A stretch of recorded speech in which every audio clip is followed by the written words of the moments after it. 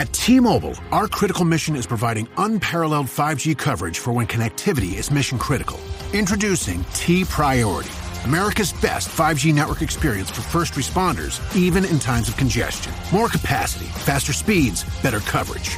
T-Priority from T-Mobile, built for tomorrow's emergencies, ready today. Discover more at t-priority.com. For qualifying organizations on eligible rate plans, coverage not available in some areas and may be impacted by emergencies.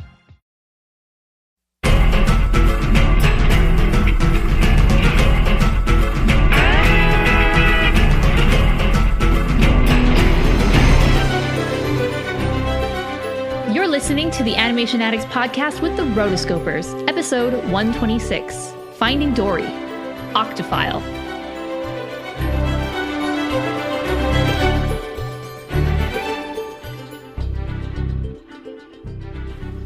Just keep swimming, just keep swimming, just keep swimming, swimming. What do? We swim, swim, swim.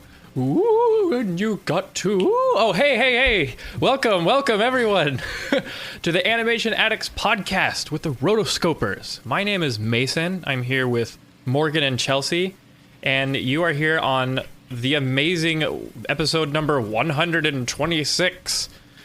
That's right. We're the Animation Addicts podcast with the Rotoscopers. We've got Disney, DreamWorks, Pixar, Don Bluth, and everything in between. And, you know, I kind of like having these like twice a year Pixar releases. It's pretty great because then we get to do more Pixar new release episodes. And this is definitely one of them. Today we are reviewing Finding Dory. And we just couldn't wait to talk about it. Morgan and Chelsea saw this a little while back. I saw it on Friday night. And we're going to talk about it now because we don't want to wait another week. Yes, and basically the rest of the world saw it as well. It broke an animation box office record. It seemed everyone was talking about it, even people I did not think would be talking about this film. And I was just like, I can't wait. It's already been a week since I've seen it. I don't want to wait another week until our normal record date, so I made the executive decision to bump up the live broadcast. So I'm sure some of you are like, hey, what the heck? Why did I miss it? That is totally on me. You can send all the hate mail to me. But there are still a few people joining us live in the chat. I just couldn't wait, guys. I couldn't wait any longer. Hey, so you are the executive. I'm the boss. We bow to your wishes. And, well, you know, I just couldn't contain the excitement. And this gives us an extra week to edit and release the podcast. And it gives us an extra week to, like, you know, take a breather or something. I don't know. Yeah, so Finding Dory, man. Whew. Today we are going to be discussing the short that came before it, Piper, as well as the full movie of Finding Dory. So this is just for everybody out there who may be wondering, oh, I wonder if this is going to have spoilers. It's an hour and a half long. It wouldn't have spoilers, would it? Come on, people. If Finding Dory has not been released in your country yet, and you don't want to be spoiled, which I recommend you don't, press stop now. Yeah, I would recommend not being spoiled. This was great to see fresh. Fresh like a fish. Fresh fish. We catch 'em, you buy 'em. Catch 'em, you buy 'em. Le paso. Today's the day! Our field trip to the Stingray Migration. Stingray Migration. Migration is about going home, which is where you're from. How do the stingrays all know where to go? Instinct, something deep inside you that feels so familiar that you have to listen to it. My mom, my dad, I have a family. We will never forget you, Dory. What if I forget you? I miss them. You know what that feels like? Yes. Then we better get going. Totally sick! Isn't it great? No! I'm gonna be totally sick! Can you help me? Sorry, not a great swimmer. I think you swim beautifully. Thank you. You're welcome. Wait, Dory? Yes? Dory? Yes. You and I were friends! No. It was so much fun because I'd tell you a story and then you'd completely forget about it, and then I'd get to tell it to you over and over again. I'm looking for my family. Are you crazy? It's too dangerous. Hands! Hands? Mommy? Holy up, Toon. That is definitely not Mommy! I'm sorry, I gotta blink. How do you hold your eyes open that long? What's happening? Hello? Hello? Hey, you. Hi, can you help me? Mm-mm, not good. Yeah, Finding Dory, man. I'll tell you right now, I liked it. I liked it better than the last Pixar sequel. Yes, me too. You know, I am doing I'm doing what's called the summer industry course at A&M, and we're doing a 20-second short film that is actually set underwater, and it is photorealistic rendering, and so we got a lot of inspiration from Finding Dory. Nice. Well, speaking of photorealistic, let's talk about Piper first, which is the short that played before Finding Dory. It's about a Finding Dory. Little adorable little bird. So little cute. Piper. Yeah, it's a baby bird leaving the nest for the first time, and his mother is giving him lessons in finding and eating clams out of the ocean, which, oh my gosh, so freaking cute. And that was one of the very first things when I watched this movie, or this short, and I really couldn't tell. It was one of those moments where it's like, was there any live action used in this? I don't even know. I think they bridge the gap between photorealistic and cartoony in such a great way, because the characters were so you definitely knew that it was a character in a movie, but at the same time it was just so real. Mm-hmm. I loved it. Yeah, real. It was real, yo. Oh, it was named Piper because the type of birds are called sandpipers. Right, yeah. So this was about a baby piper and his mother and a whole flock of them and different learnings. I would call him Pippin. I think Pippin would be a great name for him. Is he going to sing a song? Yeah. Photorealistic, I'm telling y'all, this is the future of animation. Like, the biggest studios with the best technology are going to stay with... Like, obviously, we're going to have stylized characters in the future, but this higher fidelity rendering, lighting, and shading... is going to, and cinematography is going to be the future. One of the a big part of the future of animation. Like, just look at where the technology went for Monsters University with their ray tracing engine, and How to Train Your Dragon 2 with Torch, their proprietary rendering software. And I'm excited. I'm learning a little bit about that myself, working with some DreamWorks people this summer, and I'm telling you, it's brilliant. It's amazing. It's amazing how it tells the story. It's just how real it is, and it makes what happens on screen all the more magical, because you see further along in the short that Piper is very animated. He is very stylized. He has facial expressions and moods and things like that, and yet he lives in this world that feels so real. And I think there's some really big advantages to that. Plus, it's a short film, and Pixar gets to show off all their cool technology. Yeah, I think this one hit a lot better for me than it did the photorealistic The Blue Umbrella. Yeah. And it wasn't the fact that it was the graphics at all or the animation. It was really the story, which just goes to show that the story really is what makes a difference.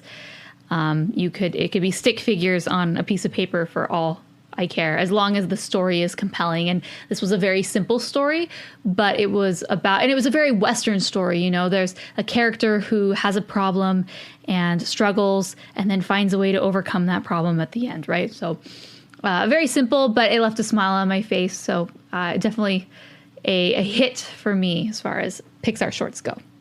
Stick figures. Y'all heard it from Morgan. Y'all can go ahead and greenlight the stick figure movie. We have an audience. We do, yes. I was always the part that really made me laugh so much was when he first gets hit by the water, and then he comes up and he's just twitching. He's like, he's obviously traumatized. And at that moment you're like, I really can relate to this guy. Really?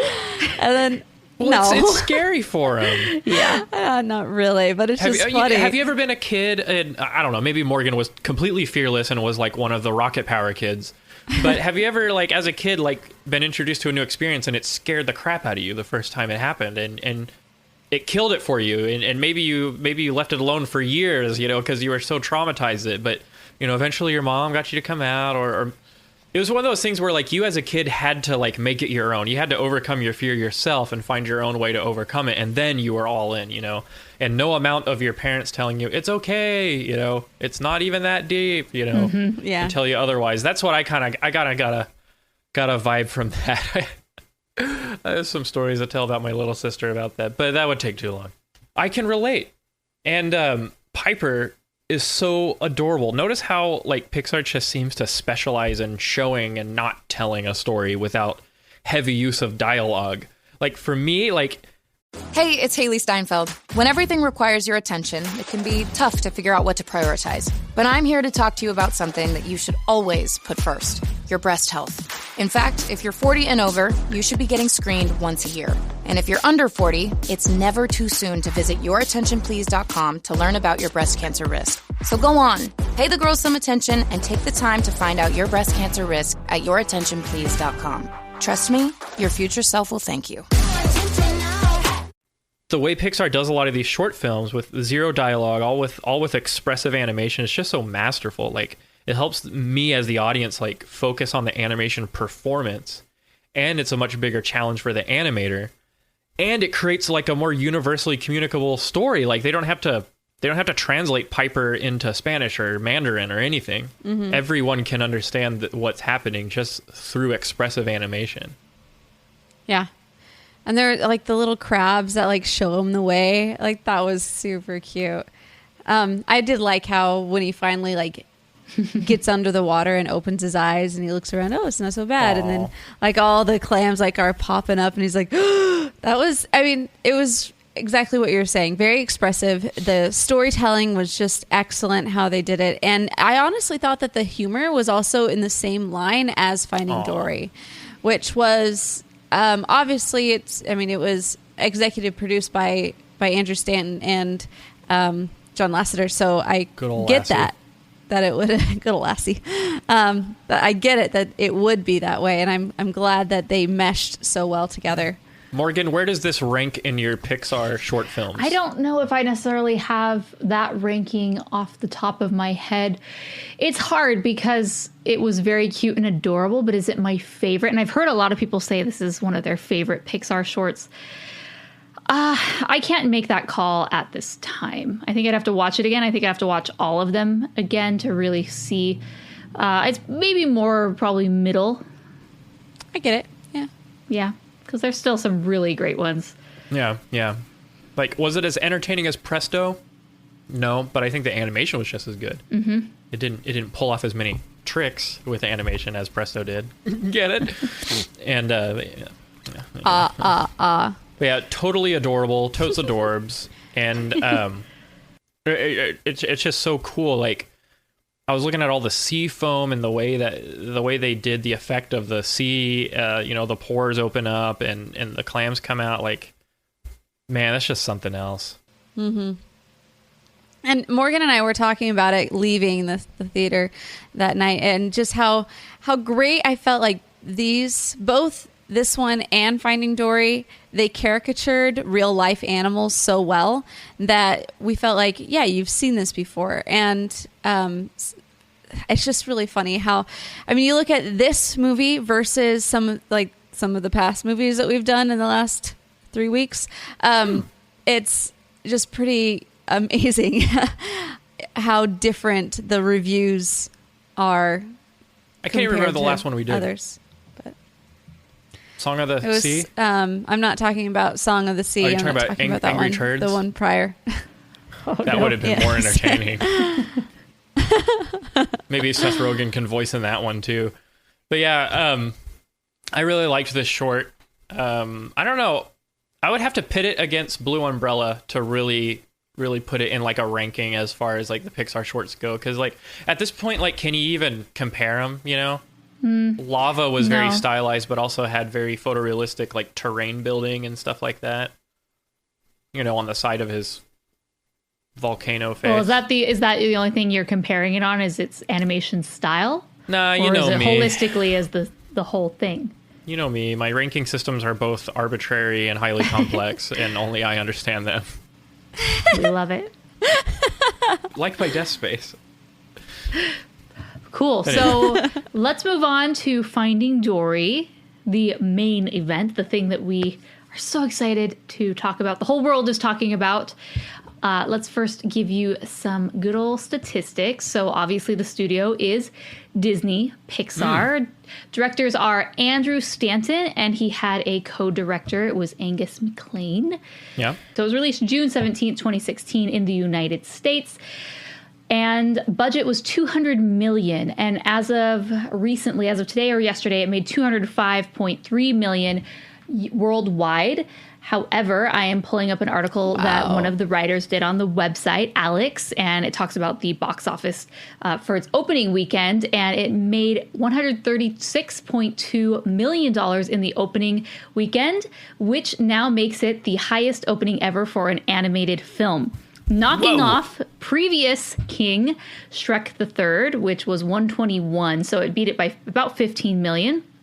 Pretty crazy because, you know, it's funny. Like, I think about Shrek the Third, and I'm like, that movie's not even that great. Nah, it However, was the hype. At the time, Shrek was just such this powerhouse of, you know, of a franchise that everyone went to see it, even though ultimately, you know, I don't think the film really stands up. However, Finding Dory, I think 10 years from now, we will absolutely say that it has stood the test of time, or at least I'd hope. So kind of excited that a very worthy film has the top place. Which is pretty cool. So I have a few other statistics about box office. Of course, getting all of the statistics from Wikipedia, Box Office Mojo, and also our own website. But let's see. It mentioned that this is actually the second highest opening for a Walt Disney Studios motion picture behind Pirates of the Caribbean, Dead Man's Chest. So behind an asterisk, a movie that is not Marvel or Star Wars for the Disney slates. So there's Marvel and Star Wars films, which of course make so much money. If you cut those franchises out, it's Pirates of the Caribbean, Dead Man's Chest, and then Finding Dory. So for openings, as far as openings go. Pretty cool and pretty exciting. You know, it's transitioning into legacy. You know, I openly went into this movie not very excited. From the moment this film was announced, I was not on board. I was not pumped. It definitely felt like a money grab for me. And even reading about the history of this film, Disney, the parent company, did kind of poke and prod at Pixar and say, hey, how about those sequels? Hey, you got a sequel? And they asked Pixar if they were open to the idea. And Andrew Stanton, who is, you know, the original director of Finding Dory, said basically, no, never. I don't do sequels. I'm not going to. But then he started thinking about a story, you know, separately, and finally came around to pitching it to Lasseter, who was definitely on board. And then after, you know, they hired a screenwriter, they then talked to Ellen, who, if you have any history with Ellen or the Ellen show, you know that for years it was kind of this inside joke on her show that she was always being like, hey, Disney, Finding Nemo 2, hey, right? So her wish came true. Yeah. Well, she tends to campaign a lot for a lot of things, and it comes true generally. So word of advice, when you stick to something long enough, it's probably going to come your way. Yeah, be careful be careful what you wish for it will surely be yours, or something like that. But I don't really think that Finding Dory was a bad thing. Like, I didn't enjoy Cars 2, and that made me worry about this film. Like, that was so, like, centered around a strong side character. Mm-hmm. And with Cars 2 is like all Mater all the time, just Mater. See you later, Mater alligator. And like sometimes making the whole film around that like one, like that character's personality is so large that it like creates a vacuum or something like that, or it does this paradox thing where it's overdose, right? Yeah. And there's nowhere for them to go with the plot. It's just a bunch of crazy antics, and it turns into a movie about why we think Mater is funny, you know? Or putting Mater, who is a redneck, in all these weird super spy situations with all these foreign people that he doesn't understand, you know? But I really think they did something cool with this. Like, the premise was not it wasn't unpredictable. Like I was like, oh yeah, she finds a parent. Okay, I get it. You know, but yeah, I feel like they made it very fresh, and they introduced some very strong supporting characters. Mm-hmm. That, in my opinion, are just as cool as the ones that we found in Finding Nemo. I guess it's safe to say that. And so I was pleasantly surprised. Also, one thing they did with Dory is they didn't really exploit some of her character traits or nuances from the first film that made us love her so much, but they gave us a backstory and they gave her new facets to her personality that allowed her to grow and not just be just this one note character. You know, it could have been a movie of her just with all these wacky, crazy, dorky things, right? Yeah. Or Dory things. Which there were moments of, but it was a slightly more serious version of Dory because she was really taking her mission seriously, and it wasn't just all these wacky antics. And I appreciated that because when we did get those funny moments, I didn't feel fatigued from, you know, Dory overload. I actually really appreciated the fresh perspective that we had on her backstory, which helped you appreciate her as a character more. Yeah, absolutely. I agree. I went into this not with high expectations. In fact, they were quite low. I had heard from a friend of a friend, whatever, you know, that type of thing. Basically that they had seen some parts of it and they weren't very excited. They were just like, it was a meh type of a movie. And so I went in thinking it's probably going to be a meh, hopefully a little bit more than a meh type of a movie. And then I came out just so floored of how detailed they went into all of these characters, how they hit on the right notes at the right times. I felt like, as we were talking about the like too much Dory, like there were a couple points like toward the beginning where I was like, okay, how much are they going to try and push this? I have, you know, short-term memory loss. Because I feel like if they would have kept that going just like one more time, I'd been like, okay, please, like we get it. So I feel like they really did a great job, actually, being able to, as you guys said, expand on her and make her feel like she's growing and an actual friend and an actual part of the family. Oh, yay. Man, the visuals really improved on this one. I don't know. We had like all this, like, you know, the light fog and like the little scum floating around in the water. And the animation, I think, was really good. And like stuff like the kelp and like all the different parts of the forest where like, or not the forest, but like, you know, the kelp forest and like underwater and all the environments just kind of had their own personality and stuff. And I really think that their technology has just gone so far. And it's interesting because I was like, you know, I was running until I wasn't. My hospital stay would have cost nearly $48,000, even with insurance. But with VA, I'll pay $0. And VA is the best, most affordable healthcare in America for veterans like me. Knowing that my family is waiting at home and a surprise medical bill isn't, that's good for my heart. My service was then, my benefits are now. Get what you earned. Visit choose.va.gov. Not all veterans are eligible for the type or amount of benefits mentioned here. Piper and Blue Umbrella are so photorealistic. I wonder if they're going to try to go that route and if they're going to struggle to maintain that balance between photorealism or visuals that are true to life or that make sense in real life versus these cartoony characters. And I think they struck a good balance. You know, they had their traditional, you know, low point in the movie where all the colors are desaturated and everything's really dark, and they had all that, and I was really impressed by it. Although, am I the only one who thinks that Marlin looked a little like outdated? Like his face just like lacks the dimensionality of the other characters. Maybe it's just clownfish, but his like all his facial muscles just seem kind of smushed into his head, and it just seemed a little low res to me. I felt like he looked old. He's old. He's so like old. Wrinkled, you know, like just kind of his like under his eyes, and it just reminds me of the line. It's like, you look worried. That's how I always look. It's like, yeah, you do.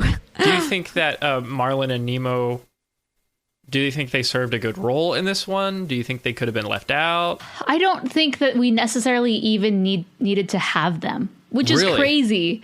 because they're such staples from the first film, you know, especially Marlin. Marlin really is the driving force as he's finding Nemo, but we could have seen this movie completely without them, and I think it would have been fine. However, I don't think they would have made that movie because I think people would have been very disappointed of where's Marlin and Nemo, these beloved characters. So I think the fact that they were kind of just shunned to these secondary or almost tertiary characters, well, probably secondary, was a good thing. It allowed Dory to shine, but it really wasn't Nemo and Marlin's story at all. Yes, they were trying to find Dory as Dory was trying to find herself, more or less, but it could have done without. We could have just had Dory's story about how she went on this adventure to find her parents and came back, and I think the overall story would have been well served.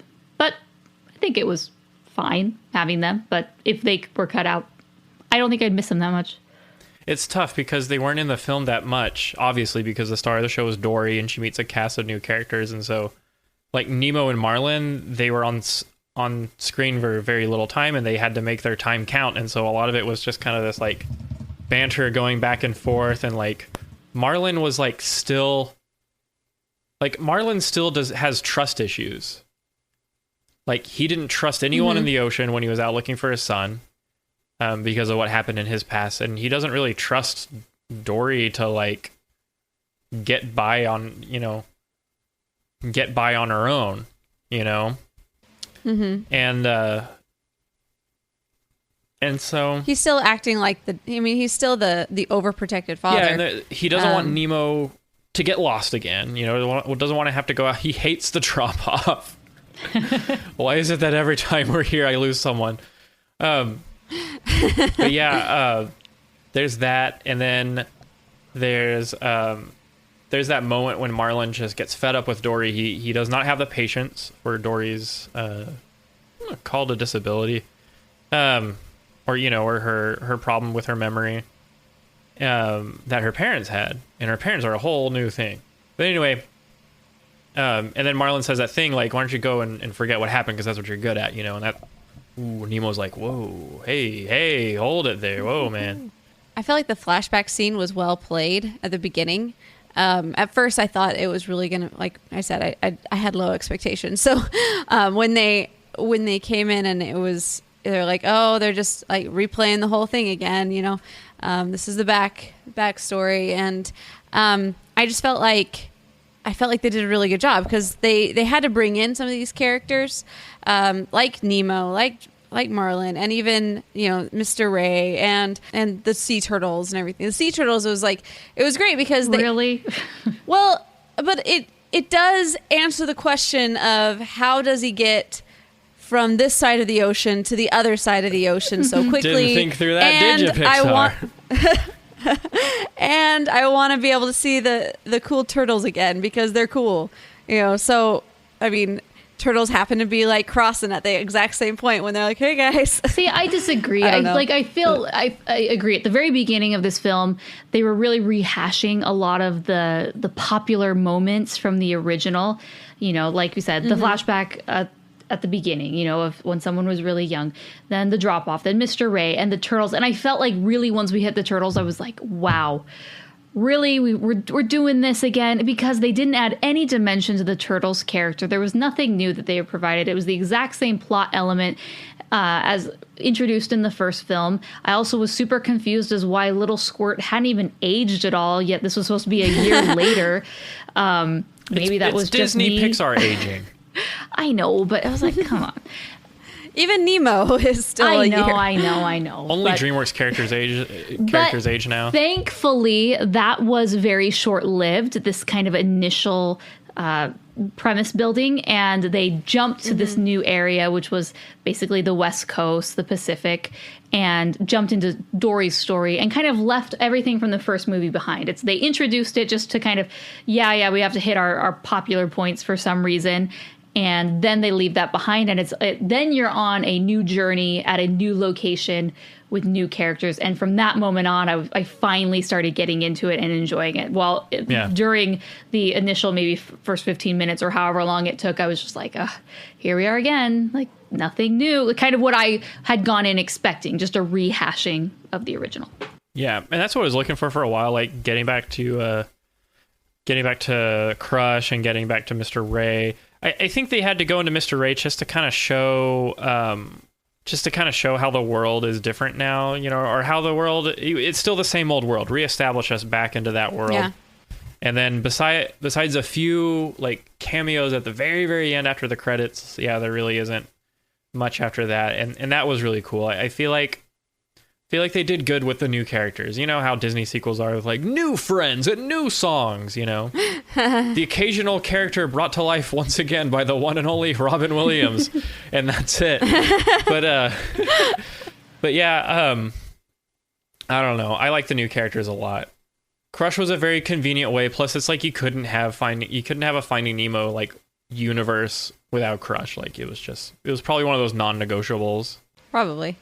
I mean, I was glad to see him in a way. I wasn't thrilled in the fact that it was like, okay, we're doing this again, like the exact same way. I did find it very interesting how this entire movie was made up of comic duos.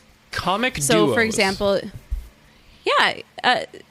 we never change. Comic duos in the fact that it's true. That's an old school Rotoscopers reference.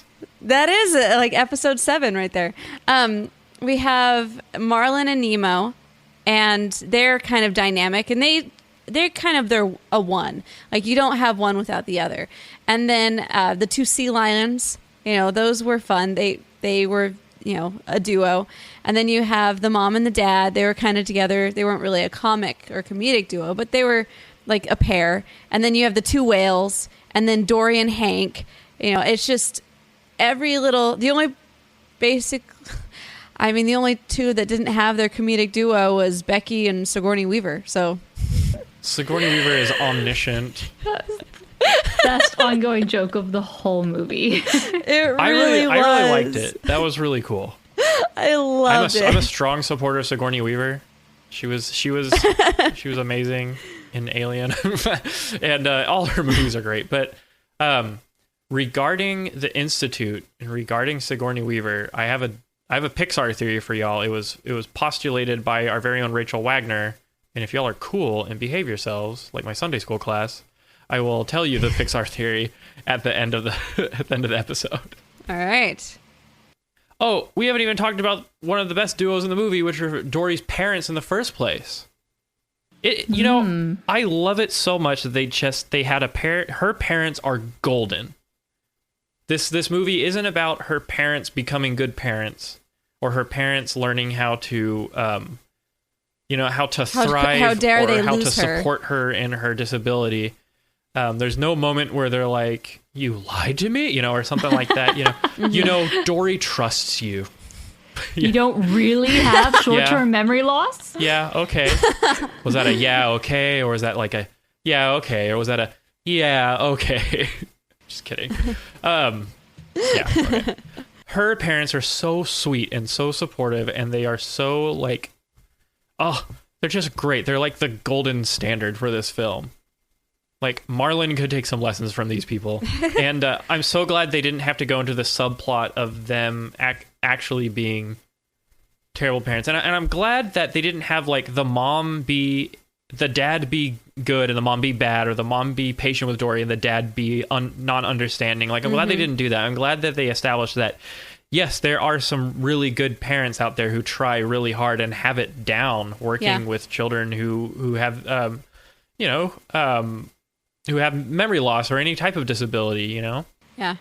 How they were very much a team, and they were very much, very aware and very, their goal was to help her in all things. And even when she did mess up, it was like they went out of their way to make sure that she was happy, because she was already having these issues. She was already gonna feel sad about it because it's not something she can control, and so they're just trying to help her. It wasn't that they weren't struggling. Like, they're not perfect. Like, there's the flashback that she had where she remembers seeing her mom kind of breaking down or kind of needing some support from her husband because it is hard for her, and she was scared for Dory. Like, is she going to be able to make it, when she gets rehabilitated and released out in the open water? Was she going to be okay? And so I guess one of the morals of this story is that you don't have to be the perfect parent, but there's a way to go through the struggle and find joy in life, no matter who your child is, without taking your frustration out on them or without becoming cold or distant, And so it's a very, very big example for parents in general, but also special needs parents or parents of children with special needs. Yeah, I think it was a story of unconditional love. Like she had her disability and they did their best to raise her and help her grow. And even when she was lost, they still didn't give up on her. It didn't matter that she had X, Y, or Z. It was just because of her, who she was, right? Yeah. Mm-hmm. Yeah. First time I saw the movie, because I have seen it twice. It's been now a week. But the first time I saw it, I didn't get emotional at all, and I just kind of watched it and kind of took it in. But the second time I saw it, man, I really started to feel it, and I really cried. I was just like, I'm so glad that you found each other and that you overcame this and that you can do it. And it's one of those, it really made you kind of like evaluate yourself again, like, this, overcome things. Yeah, good. That final scene where it shows just all those trails of shells was very, very impactful. And I think, they just do that wide shot and you just see everything that her parents have done over this past year. It was really cool scene. I did not cry at any time during the movie. I know a lot of people have. Did you, Mason? I came close with the shells. Yeah, I came close. Watch it again, I promise. I think I actually did. I think I teared up a little bit with The Good Dinosaur. I think. But anyway. Hey, I got a question. So, did she bump into that same pillar at the beginning of the movie that her parents were living under, or was that like a flashback? Because I remember seeing that pillar. Like, there's all the kelp, and then there's that pillar. It was sometime before the movie. It's like when she first arrives, because she's underneath that boardwalk. Yeah. I don't know if it was the exact same one. Oh, I really hope it wasn't. It'd be like, freaking hello? August Rush all over again. But y'all know how I feel about that. I hate it when they do this in the movies where they're looking for someone and they barely miss them. Like there's a UPS truck in front of them, or they didn't look the right way, or something like that. They just barely miss each other. And they have to go through the whole movie to like grow and get over their personal conflicts and wrap up the story, and then they find each other. Like, I'm not a fan of that, and so I was like, trigger warning, Mason. But that was a really cute touch with the shells. Like, their parents put their faith in the one thing that Dory always remembered, and that's really sweet. It's a really cool story, like, nugget there. Yeah. One thing that I noticed the first time, but I didn't notice the second time. But the first time, I really appreciated how there was this one moment, like right when Dory is meeting with her family, and it's such a sweet and tender thing. The lighting in the ocean was a little bit darker and a little bit warmer, kind of like wrapped around her. Aww. And the music itself, there was this one specific moment when she got her idea of, oh my gosh, I have to go find Marlin and Nemo. And right then the lighting just like brightened up ever so slightly and the music changed in that moment. And I was like, how do you do it? All of these things all going into one. I was really impressed with just the finite details of that, just to really engulf you with everything. And how did you guys feel about the music? I mean, I thought it was good. The music itself, it wasn't, for me, it didn't like stand out until the specific songs with words. But in moments like that, I appreciated that he was able to really lay the foundation, and it wasn't something that you were really supposed to notice, I don't think. Yeah, I didn't notice the music one way or another. I mean, going back, I don't think of any moment where it was super impactful to me or that I just remember. I feel like the Inside Out soundtrack was very, very, very memorable, and you could be like, oh yeah, there was a piano that had this little tune and this, but Finding Dory, I couldn't tell you one thing about the soundtrack. Not saying that it was a bad soundtrack, but I don't think it was really one of those soundtracks that really stood out. I'm not sure if it was supposed to. Yeah, exactly. That's so not a bad thing either way. So the ending. Empower. Claire is practicing her breathing for her upcoming yoga retreat in Bali. Has she ever done yoga before? No. But Claire worked with Empower on her savings and investment strategy. She got good at money, so she can be a little bad. Empower. Invest well, live a little. Join our 19 million customers today at empower.com. Past performance is not indicative of future returns. Investing involves risks. You may lose money. Advisory services are provided for a fee by Empower Advisor Group, LLC, EAG, a registered investment advisor with the Securities and Exchange Commission. Om Namaste. Well, we're jumping right to the end? Holy cow. No. Okay. There is one character I want to talk about, and that is Hank. Yeah, we got to talk about all the new characters. All right. I love Breakout Ed characters. O'Neill. Let's hear it. He is my favorite character on Modern Family, and I love him even more than Ty Burrell. And I thought he was great. So one, Hank is he is a technical marvel of animation.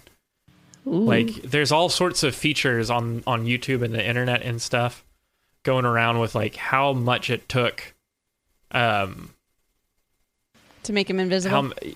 How much? Well, for one, I think it's like a 2-week development and creation time for like a shader for like a character's like skin, but this one took 22 weeks, probably partially because they had to figure out how to blend the surfaces together, and also he had to mimic all the surfaces in the film. You can't just turn on transparency and turn it off. Like it's a little more complicated than that. But not only that, but all the points of articulation on his tentacles and where his center of gravity was going to be, like planning all that. Like I would love to sit down and hear a presentation on just the rigging for Hank and all the control systems and stuff. These bigger studios, man, when they make their controls for their animators, like it's almost down to like a molecular level how exact they can be, so they can really get those expressions and poses and things. And Hank, like I was watching him and it was like watching the Joker in The Dark Knight. It's like, how is this happening in front of me? Like this is such an amazing performance. Only it was for an animated film. And so I haven't felt this way about an animated character since Penguins of Madagascar with Dave, who is also an octopus, which is amazing. Octopuses do very well. Davy Jones, Dave from Penguins of Madagascar, Hank from this movie, Ursula. Famous octopuses in animation. I think you're just an octophile. Yeah, that means different things in different countries, I'm sure, but yeah, I don't want to look that up. Let's not look that up, just in case. Someone else Google it for us. And then, but yeah, I just find them, actually in my own art, I tend to draw, things with tentacles and things with these beautiful, spline curves for their arms and stuff like that. And, the Kraken and all that stuff. And it's very, very challenging. I mean, but I loved Hank. The one thing I didn't understand about him was his motivations. He is visibly, like, he is very afraid of the ocean. Mm-hmm. He doesn't want to go back. Mm-hmm. Did we establish why he doesn't want to go back to the ocean? No, I thought we were going to get to that point, and we never did. We just kind of was given this reasoning for why he wanted to leave, and then just took it from there. It was never revealed to us, even at the end, why he had this fear of what should be maybe a refuge for some, or not even a refuge. Why he would be a prison, right? Most people would want to get out and go back to freedom, go back to the ocean, but he wanted to stay in and did everything. Wants to go to, and Cleveland, it wasn't clear, and it's still kind of question. He was mark. a septopus. He was a septopus. But why? So, yeah, I mean, that wasn't answered either. Maybe like when he lost his tentacle, and it was a bad experience. Well, he had a bad experience. Nice. Maybe he got into the food processor again. By the way, maybe Octophile is someone who loves the 80s. So I'm an Octophile. I'm I love sure the you're 80s. that too. Everybody's working for the weekend.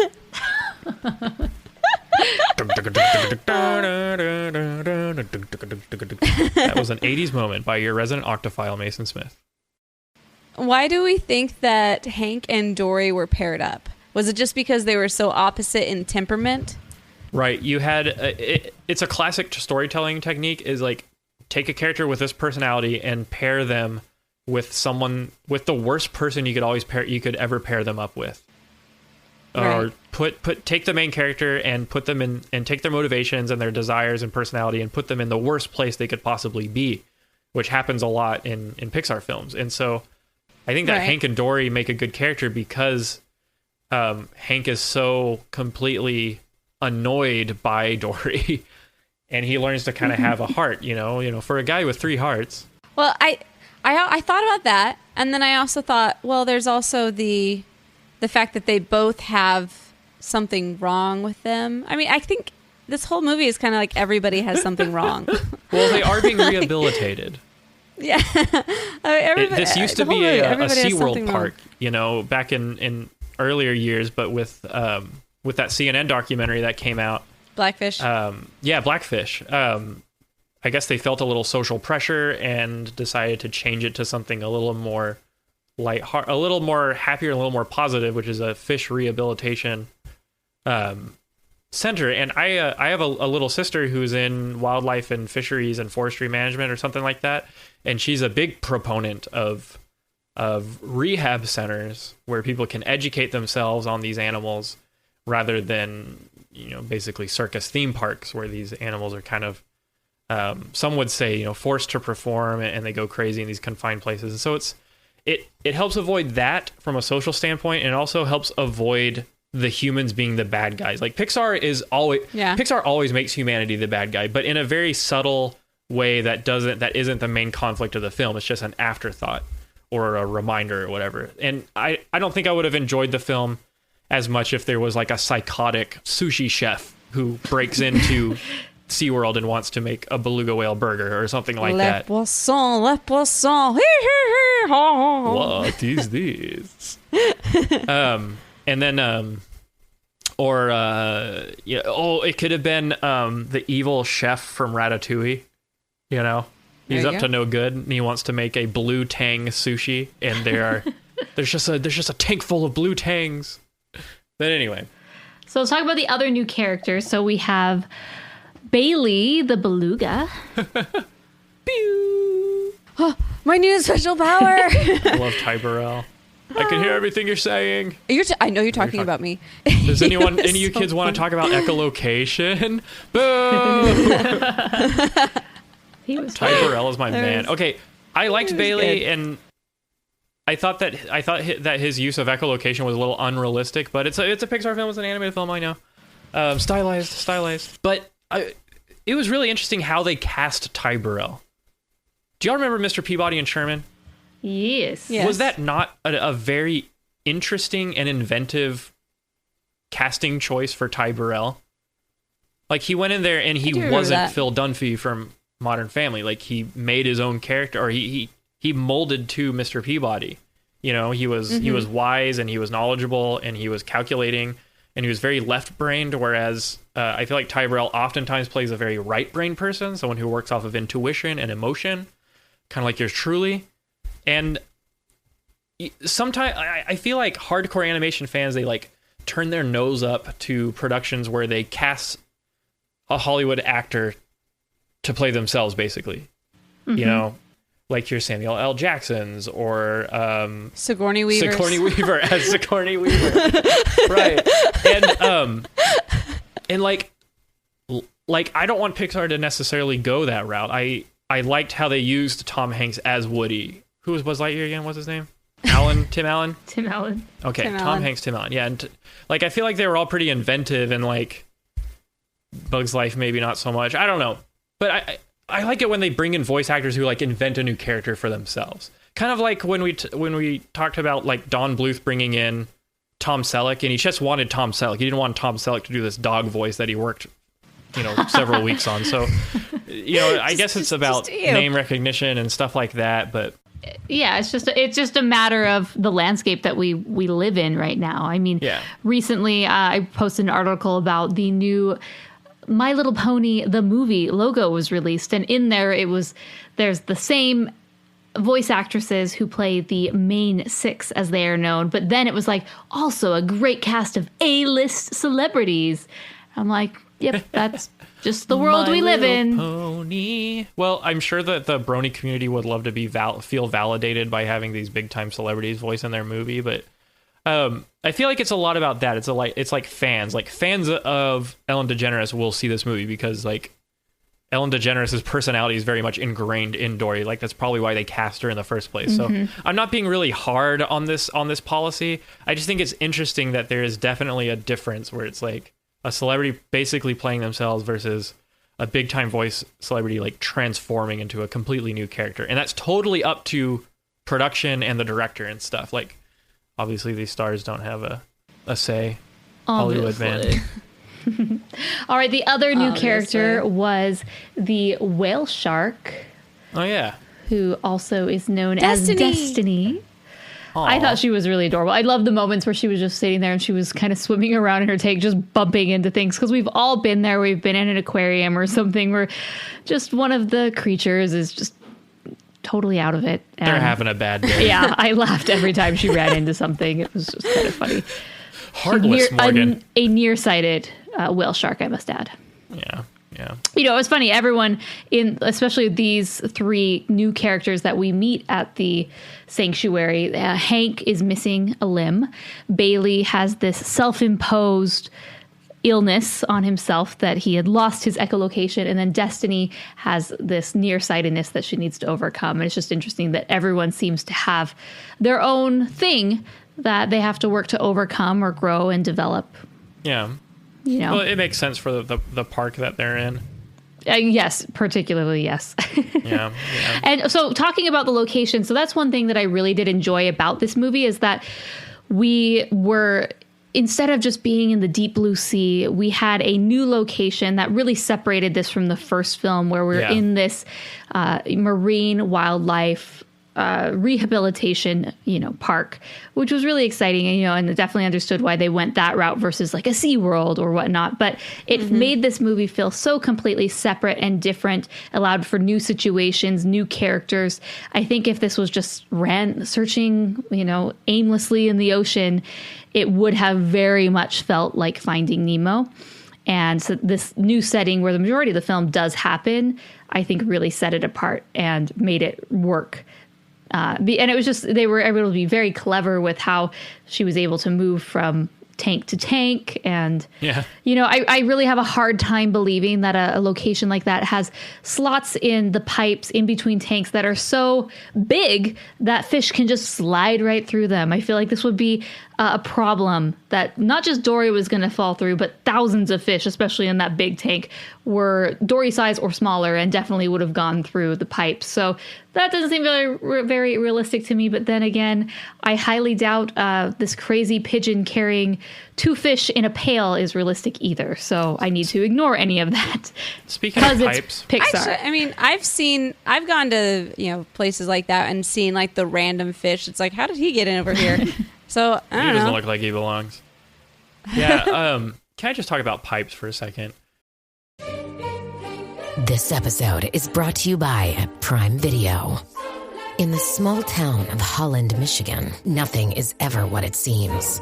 Behind the tulip festivals and pretty houses lay dark secrets that threaten to tear a marriage apart. Nicole Kidman stars in this darkly twisted thriller about a wife and mother whose quest to uncover her husband's secrets may get her more than she bargained for. Holland, streaming on Prime Video, March 27th. Destiny and Dory established that they were pipe buddies, and then right afterward they're like, yeah, just go through that pipe, turn a left, and then a right. And Dory has this huge problem, and it doesn't occur to them then that Destiny can talk her through the pipes, but they did it an hour later, well, because she couldn't see in the pipes.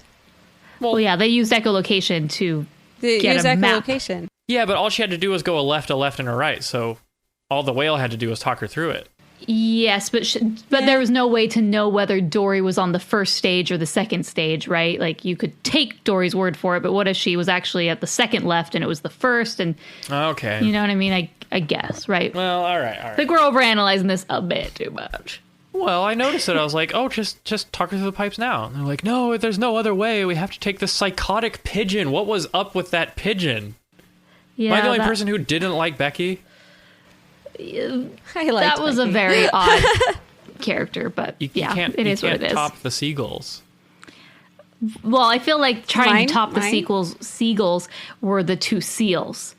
You know, the mine, and then off. But it was so true because we've all seen seagulls that act that way, and we've all seen seals, or at least seen people that act that way. You know, exactly.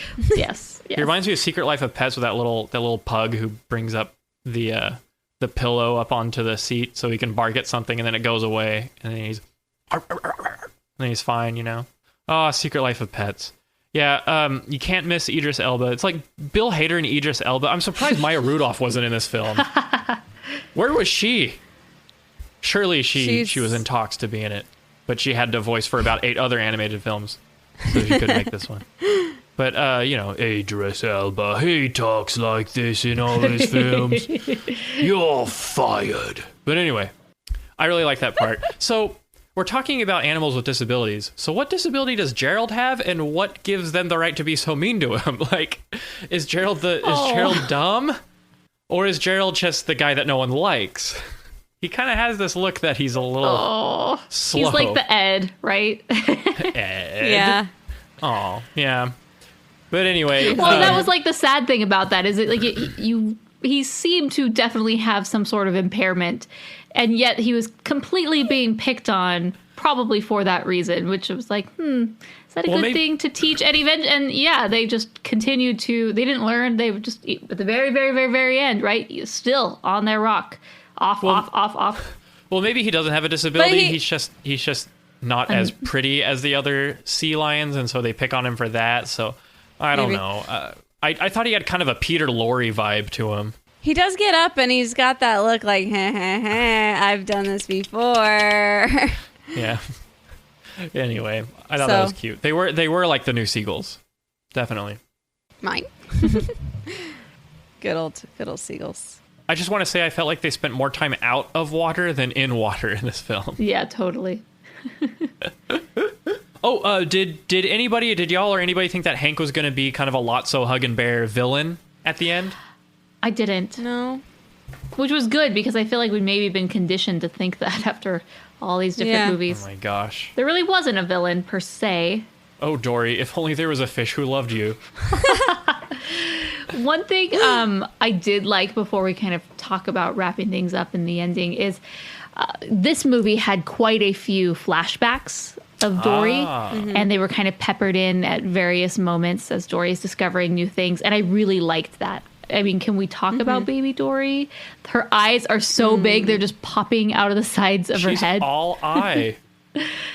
She's like that little bug-eyed dude that Chum had at the shark support group. He was that like little guy. Totally.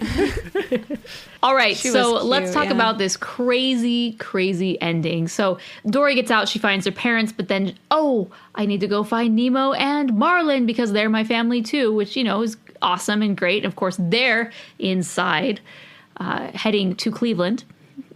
Yeah. And they can't go to the Cleveland. It's like, wait, I found you, but I left these people, but now we're in trouble, but now we're going to die, but now they're going to die. It's like, okay, everybody stop. We just need to not be in a state where we're going to die all at once, and we'll be okay. Like, you, stay here. Don't do anything. I'm going to go rescue them. And then 5 seconds later, it's like that game Lemmings. But anyway. As you're talking about, I just think about the moment when she actually realizes, or she thinks that her parents are dead.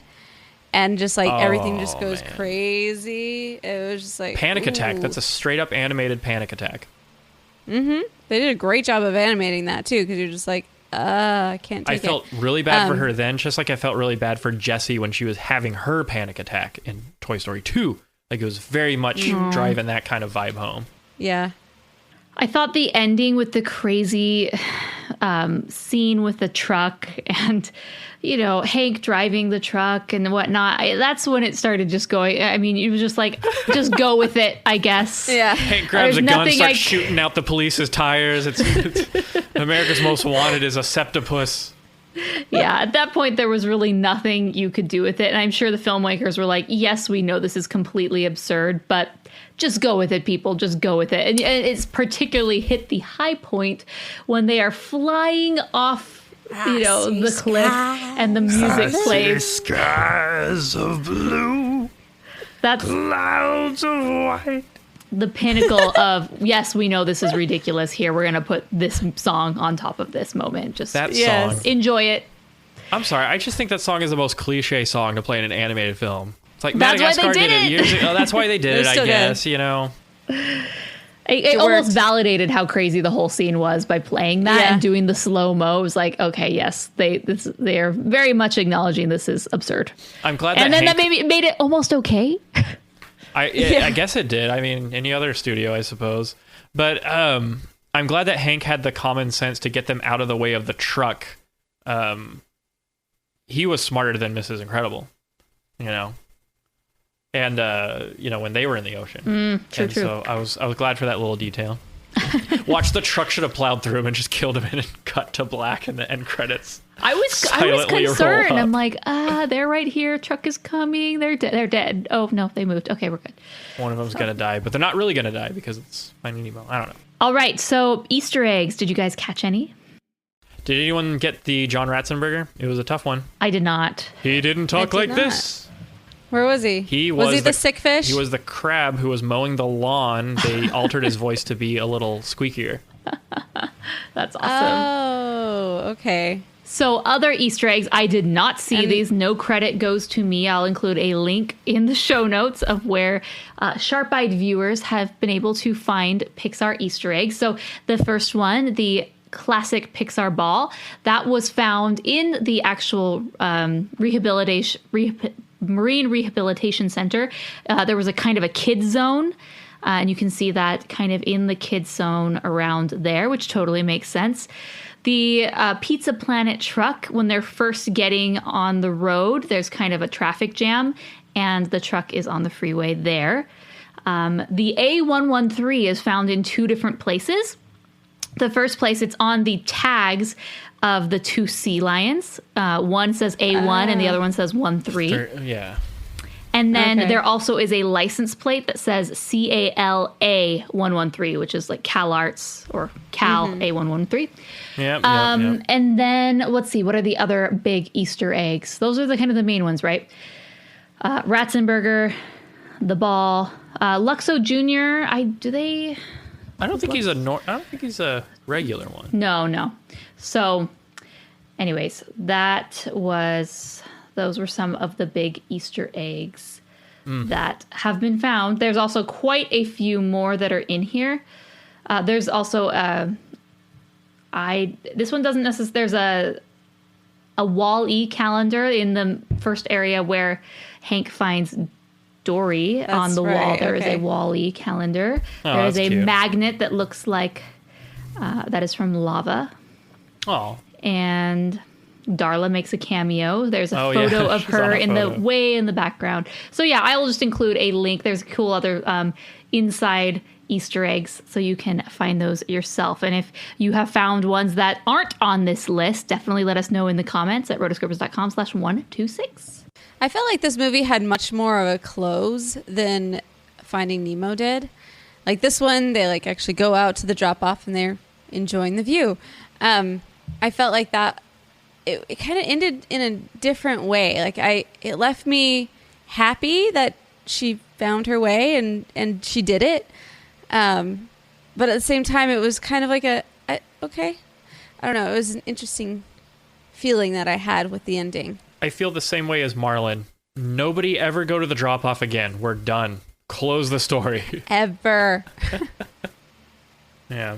I didn't stay for the credits, although we were piling out of the theaters, and the theater and I saw all the Hank, stuff, which was cute. And the animators should definitely show off Hank's awesomeness. But you didn't stay for the ending credits? No, I know that the ending credits scene, I know what it's about or like what's in it. I don't know how I feel about it. I mean, wouldn't they run out of air in their bags after a year? But yeah, that seemed very unrealistic as well. It just seemed very fatalist. Come on. It just seemed very fatalist. Like I was really rooting for them in the first movie, and now they're still in those bags, and they land right into captivity again. or something like that. I thought it was funny. I liked it because you kind of did want to see them again, and so it was nice to have them back, and I just thought it was funny. How did we feel as this is a sequel? This episode is brought to you by Progressive Commercial Insurance. Business owners, meet Progressive Insurance. They make it easy to get discounts on commercial auto insurance and find coverages to grow with your business. Quote in as little as 6 minutes at progressivecommercial.com. Progressive Casualty Insurance Company. Coverage provided and serviced by affiliated and third-party insurers. Discounts and coverage selections not available in all states or situations. That was the better sequel by Pixar. I think I enjoyed it more than Monsters University, and I think I definitely enjoyed it more than Cars 2. And so, here's for hoping that Cars 3 will be pretty good. So someone else asked in the comments, how did you feel about, what would you prefer, this one or Zootopia, which are the two heavy hitters of animation this year? I prefer Zootopia. They both had a really good feel for them. This one got me more emotionally than Zootopia did, but Zootopia was so thought-provoking. Yeah. They were definitely provoking, but yeah, I really enjoyed Zootopia because I guess I gotta go anthro more than like stylistic fish and stuff like that. I don't know if I would compare the two. I like them both. I don't need to have a ranking, I guess. Perfect. We will not have a ranking. However, if you have a ranking, let us know in the comments at rotoscopers.com/126. All right, so before we give our final thoughts and ratings, we have 2 voicemails. So those of you who are listening to this podcast and you sent a voicemail in, but it hasn't been played, like we said, we did record this a little earlier. So the cutoff for voicemails were basically those who were the very, very early birds. They got the worm. There are 2 people who have sent voicemails in. We will listen to those. And then if we do get some additional ones and have time, we might add some additional ones, reviews in for the audio version. So if you're listening to this and you're like, what are you talking about? There's 17 voicemails. It's because we've added them in after the fact. And that's why we won't be commenting on them because anyway, that's basically inside baseball that no one cares about. Let's get to our first one, which is Daniel. Take it away, Daniel. Hey, Rotoscopers, it's Daniel. I thought I'd hey, Daniel. Leave a voicemail for your Finding Dory episode, because why not? I just got back from seeing a late-night screening of it, and I was really excited to see this movie because I love the first one. I grew up with it. It was the first movie I ever saw in theaters, so nostalgia is obviously a big thing for me with this movie and most Pixar films. And so I didn't really know if this one was going to be as good as the first one. How could they top what they did with Finding Nemo? Finding Nemo is a near perfect movie, at least I think. Not exactly one of my higher up favorite Pixar films, but I love it nonetheless, and it's pretty untouchable. So is it crazy to say that I think I like Finding Dory better? Whoa! I think what I liked better about it was the emotion. Finding Nemo had funny moments and kind of sad moments, but to me, Finding Dory, the funny moments had me laughing out loud in the theater, and the sad moments had me holding back tears. So I think for that's probably why I like Finding Dory better. That, and I love the new characters that they brought to the story, and yeah, I loved it. Great movie. So I had 2 questions. One of them was, what is your favorite quote from the movie? Mine is at the very beginning when Dory is a guppy and she's playing hide and seek with her parents, and this one line had everyone in the theater howling, and me included, and it's when she goes, I like sand. That, I don't know why, it was great. And second off, is there, since Toy Story 4 is coming out, I was wondering, is there a sequel to a Pixar film you would be more interested in seeing other than Toy Story 4? The Toy Story trilogy is my most favorite Pixar film, one of my favorite trilogies, and Toy Story is my favorite animated film. But I'm more interested in seeing an Incredibles 2. I think the first one was tailor-made for a sequel. Hello. And I would be much more interested in seeing what they do with those characters because they've already done a lot with the Toy Story characters, and I'm not too interested in them reopening the series after closing it so perfectly. So that's all I had to say. Thanks for everything. Thanks for your time, and thank you. Well, thank you, Daniel. Yeah, thanks. Okay, he had two questions. First one was, what is your favorite quote from the film? What the carp? There is another way. That one was one of my favorites. I didn't. I'd have to watch it again to know what my favorite line was. The only one I can think of is off, off, off. Off, off, off, off.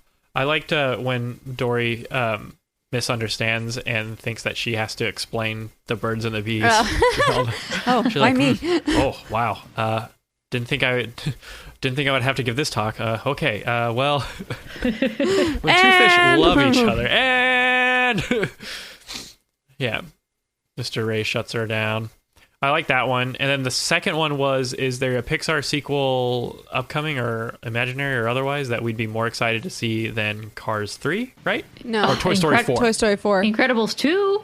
Yeah, The Incredibles 2. That's the one that Daniel said. And we're right with you there, man. I want to see, like, superhero films are so in vogue now. I don't think we'll ever get sick of them. We need to see Pixar take a stab at that. Again. Ha ha ha. Again. Pirates 4. That was kind of like... All right, next one is Dylan, who sent us his review. So let's check out Dylan. Dylan.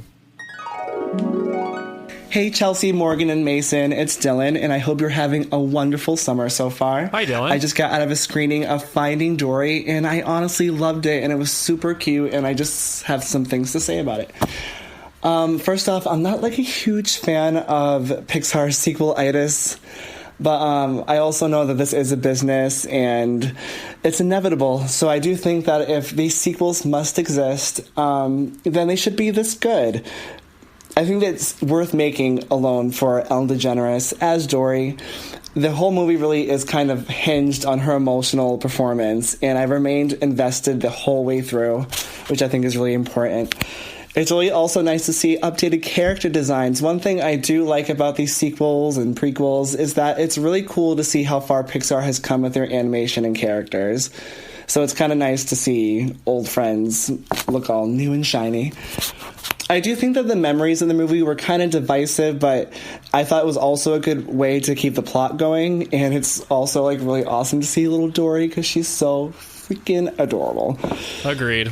I do think like these sequels are generally harmless. Like this one is not as good as Finding Nemo, but it doesn't ruin Finding Nemo at all. It might even make Finding Nemo a little bit better in a way. I just had a really good night at the movies, which is what's important. I'm Sigourney Weaver. Thank you for joining me. Oh, awesome. With the Sigourney Weaver impersonation. I love it. Dylan, thank you so much for leaving your voicemail. You have a very mature view of the animation industry in that you recognize that sometimes these, like, milking the cash cow just has to happen. And there's a lot that goes into it. There's more, I don't know, from the artists that I have had contact with in various studios, like, it exists, the politics and the bureaucracy and, like, the deciding based on money rather than art. And it happens to one degree or another all the time in every studio. There's no animation studio that's exempt from it. And it's just a reality. But Pixar does such a masterful job of elevating animation to an art form. I don't think that having the politics and the money and everything is necessarily a bad thing either. Definitely because not. If you didn't have to make the best movie in order to get the most money, you know, it wouldn't push you to make a better movie. You know, it's all these things that they'd have to happen in order for you to really push yourself. So I'm fine. I have no qualms with, well, maybe not no qualms. I just hope that they do it well. You know, I think people come in with higher expectations and that'll eschew the rating that they give it or how they enjoy it. As far as if this is going to be have a third, I think that it's definitely going to be Finding Flow. Finding Bruce, man. It's all about finding Bruce. He never funny. knew his father. That's gold. That's your story right there. You could have a story about. Knew his father. You could have a story about a fearsome shark who meets his father and struggles with proving to his father that he's a real shark, but in the inside he doesn't want to eat fish. And wait, they already made that movie. Sorry, back away. They already made Finding Bruce. It's called Shark Tale. Anyway. Oh, awesome. Hello, Rotoscopers. It's me, Sarah again, and I did just get to see Finding Dory, and I really loved it. I'm about to listen to the live stream on it, and it's just a really stellar movie, and I can't wait to watch it again. I loved everything. I loved the sea lions and daughters, especially, and Dory. Dory was great. But yeah, I have to give it a 4.5 out. No, I'm going to just give it a 4 out of 5. Also, congratulations to Morgan and Chelsea and Mason. Not think that I forgot you. I still love all three of you. Bye, guys. All right. So what would you guys rate this film? So leaving the theater for me, I felt like I really wanted to watch it again when it was done. And that doesn't happen very often. As far as like, I could watch this again right now. And, you know, when you were a kid, you're like, you actually did. You had the VHS and you were like, rewind, let's do it again. So I felt like this had a lot of that. And I really liked the one-liners. I feel like that they were both, they both shined in both movies. And they kind of accentuated each other. And just like what Dylan said, is it made the story of Finding Nemo better, having this story in there to kind of complete the whole journey. So I'm going vacillating between 4 and 4.5, and I think I'm going to give it 4.5 because I actually did cry the second time I watched it. Holy cow! So she didn't cry when Old Yeller died. Actually, I did. Oh. At least not in front of her friends. I don't watch those movies in front of people. I was quoting a country music song, Chelsea. I thought you would know. What did you rate it, Mason? Who, me? Yes. You want to know what I rated this film? What do you think? I want to know. I don't know, 3.5, 4. Let's just go with 4. I don't want the Pixar people to like grab their torches and pitchforks. Well, you need to be honest. Who cares what the Pixar people think? What do you think? Those people. 4 out of 5 stars. It was really good. Like, all right. It was really great for a sequel. I don't know. I have to go back to my ratings and see if I've rated a Pixar film lower than this, but I don't know. It was really good. Like, very well done. I am also going to give it 4 out of 5 stars. I really thoroughly enjoyed this film. I thought that it had a lot of comedic moments tied with very emotional moments. It was somewhat unexpected in how well everything came together. I loved everything that was done as far as the new characters that were introduced, the new settings, the new side of Dory that we didn't really get to see in the other films. And so I think for those reasons, it made this film very fresh, not necessarily as spectacular as Finding Nemo is. Not saying that it's that much further down. However, I feel like it's at least at par, slightly below. So 4 stars for that reason. And I want to give props to Andrew Stanton because, he had just come back from, what was that movie that he did? And it was like this huge flop. John Carter, right? And was it John Carter? Is that the movie? Yes, John Carter. And I feel like he was given this chance in live action, and the movie, the way that it was promoted by Disney and whatnot, audiences just really didn't take to it. And he is an incredible filmmaker, and I'm just really grateful that Pixar said, hey, come back. We love you. We know who you are. We know the storyteller that you are. We appreciate your work. And he was able to come back, and I was glad that he was actually open to, making a sequel when he'd kind of been like, no sequels, no capes. And I appreciate this movie. I feel that it really does pair quite nicely with the original. So reading out ratings from those in the live chat. So we have Animation Nerd Girl, who gave it 9.4 out of 10, which is a 4.2 out of 5. Rachel Wagner also gives it 4 out of... Oh, no. She says 4 out of 5 is fair. She's commenting on Mason's review. Fadi gave it... What did he give it? He gave it something and then it disappeared. So I'm not quite sure what happened to his review. Well, the chat... 7 out of 10. 7 out of 10. The chat auto updates when someone types something new. So it's kind of hard to track it. And then Fallow Skies gives it 3 out of 5. So kind of all over the map. No 5 out of 5s for sure. Although the 4.2... I saw 5 out of 5 earlier. You did? Okay, so there's just so many people chatting, I just can't keep up, right? We're so popular. All 12 live viewers that we have. So anyways, thank you so much for those who did join live and were involved in the discussion. You guys are getting the sneak peek of the podcast before we release it on our normal release schedule. So by the time you're listening to the audio version, this is already out, but it'll probably be a week and a half till this comes out if you're listening to the YouTube version and want to hear the audio version for some reason. Yes, so that is that. Tips for you guys if you want to comment on this episode and give us your review, your rating, your thoughts. Go to rotoscopers.com/126. I have all sorts of show notes. If I mention an article, Easter eggs, I'll include a link to my review in there. You will find all of those links in the show notes at rotoscopers.com/126. Also, links to the soundtrack if you'd like to purchase that on iTunes or Amazon. And hey, who knew? You can also pre-order Finding Dory right now. So I included the pre-order link. If you loved it so much that you're already ready to get in line to purchase, you can find that there. Another way to support the show is rotoscopers.com/Amazon. Use that to start all of your Amazon shopping, and it helps to support the show. Very, very easy way if you're shopping on Amazon anyway. Just have that link saved and use that. And we really do appreciate anyone who uses the link when they're just doing their shopping. And another way to support the show is the Rotoscopers store, rotoscopers.com/store. We actually did have an order this past week. Woo! So we are still shipping those out. And Patreon, rotoscopers.com/Patreon or /patron. We are going to be recording another Rotocast this Saturday. And Mason, kind of a perk of the Rotocast is that while we were doing that, it's kind of a chill session. We have people asking questions. We're just it's just a lot more free form, a lot more intimate. We're just talking about our lives and different things. It goes all over the place. There's no real set agenda. You never know what to expect. However, one thing that kind of has become a tradition is that Mason will take requests from anyone who's joining us live for any sort of art or mashup or whatever.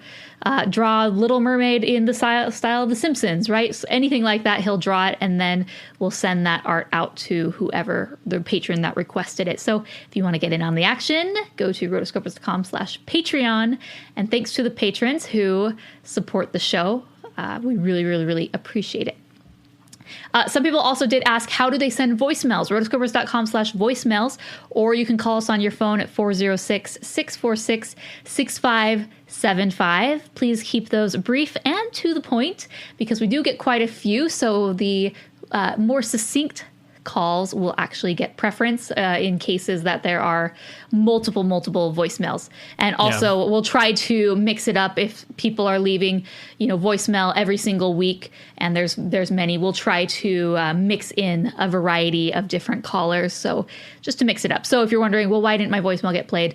Just too many voicemails, which is a great problem to have. So it is a great problem to have. Yep. The days of sending in 7-minute voicemails about how awesome Mason is and how how beautiful his hair is and how smart he is and how he's obviously the preferred rotoscoper on the podcast. Obviously. Those days are done. You can't just do that anymore. You have to kind of mix up your content on the anyway. Absolutely. I know. We have had a few marriage proposals for Chelsea and Morgan. None of them have really panned out. Still waiting. Yes. All right. Do you guys have any last thoughts before we go and say adieu? Oh. Good on Pixar. This was another masterpiece. And congratulations to the whole crew. They have raised the bar yet again. They have. Really excellent job, guys. The next episode that we have is Secret Life of Pets. So I'm excited to see where that one kind of goes. If anything, I'm kind of hoping that Secret Life of Pets is as much of a surprise as Finding Dory was for me. I've seen good things about it, but I'm also I don't know. So I'm hoping. I have high hopes for Secret Life of Pets. Yes. All right, guys. Until next episode. We are the Rotoscopers. Just because I want to throw this in there, Bill Hader's character was one of my absolute favorite, like, throwaway characters. Really? As far as a throwaway character, you know, he was just like... He's kind of a jerk. I know, but the duo between he and the wife... Him and the wife were very well animated. You are not helping. I like Where's Maya Rudolph? Fearless Astrid Hofferson is saying we should name it Finding Mason, and I agree because... look at me. Wouldn't you want to find me? Unforgettable. Unforgettable. That's what you are. That could be kind of entertaining. Chelsea, are you frozen still? We don't like frozen Chelsea. Hello. How do we know she's not just staying really still? I'm gonna kick her out. Do it. Speaking of Frozen, 5-hour wait to go to the new Frozen ride. I'm sure the Epcot workers from Norway love that their heritage has been smattered and replaced by Frozen. Of course. They're like, oh yeah, Norway's actually very fascinating. Yeah, get us in the Frozen ride. No, we haven't relied on foreign energy in over 50 years. Show us Olaf.